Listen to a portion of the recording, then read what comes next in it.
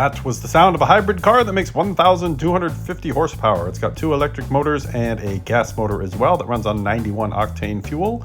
Top speed of 219 miles an hour. This is the Czinger 21C PP2, which is a prototype version of their car that is available now to the public. I'll put a link to the website where you can learn more, because obviously I'm some guy.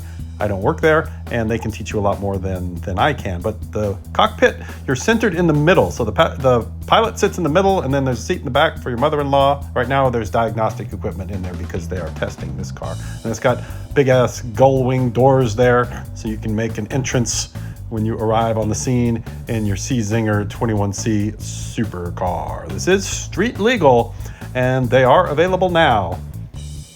Here is a look at the back of a lot of people's heads, and also at the powertrain. The 2 electric motors and the gas motor all live under there in the back of the car, under that big giant spoiler. And that spoiler creates a lift to drag ratio of 3.5 to 1. So there's over 2,000 kilograms of downforce on the car at 190 miles an hour. So you are stuck to the road when you're flying. That's not all decorative. The whole thing was designed to keep you on the road and go as fast as possible. And Czinger says it was designed using human AI design, 3D printed technology, automated assembly, and patented in-house developed materials. So this is custom as custom gets.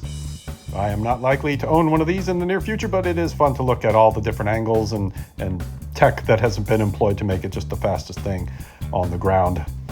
The downforce and the giant brake rotors there are as big as the wheels. The Czinger people did a great job of making a supercar.